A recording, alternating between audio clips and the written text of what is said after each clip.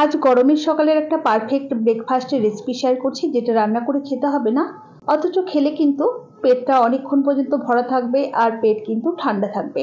নমস্কার বন্ধুরা, গীতাস রান্নাবান্নাতে আপনাদের সবাইকে স্বাগত। আসুন দেখে নেওয়া যাক আমার আজকের এই ছাতুর ঘোলের রেসিপিটা। আর রেসিপিটা তৈরির জন্য প্রথমে আমি একটা ফ্রাইং প্যানের মধ্যে হাফ চা চামচ গোটা জিরে আর কোয়ার্টার চামচের মতো গোটা গোলমরিচ শুকনো খোলাই ভেজে নিলাম। এটাকে আমি শিলে গুঁড়ো করে রাখবো। আপনারা চাইলে এর মধ্যে এলাচও দিতে পারেন, আর এই মশলাটা কিন্তু বেশি করে তৈরি করে স্টোর করেও রাখতে পারেন। আমি অল্প করেই তৈরি করলাম, তো মশলাটাকে আমি শিলে খুব মিহি করে বেটে নিলাম।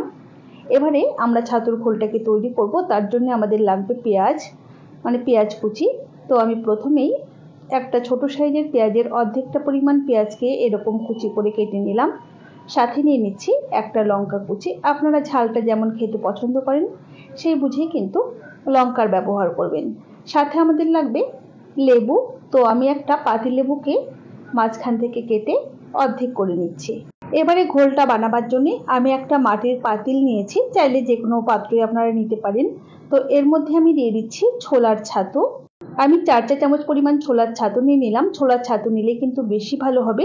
সাথে পেঁয়াজ কুচিটা দিয়ে দিলাম, লঙ্কা কুচি দিয়ে দিচ্ছি স্বাদ অনুসারে রেগুলার লবণ, সাথে দিয়ে দিচ্ছি অল্প পরিমাণ বিট লবণ, আর দিয়ে দিচ্ছি আমি কোয়ার্টার চামচের মতো চিনির গুঁড়ো বা গুঁড়ো চিনি। এটা কিন্তু অপশনাল। সাথে যে মশলাটা ভেজে রাখলাম সেটাও অল্প পরিমাণ দিয়ে দিলাম।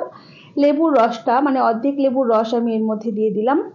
এবারে এর মধ্যে দিয়ে দিচ্ছি পরিমাণ মতো একদমই ঠান্ডা জল।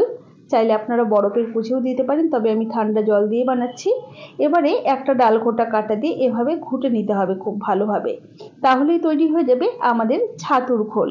চাইলে এর মধ্যে ধনেপাতা কুচি অ্যাড করতে পারেন, আর পেঁয়াজের পরিমাণ খুব বেশি হয়ে গেলে খেতে ভালো লাগবে না।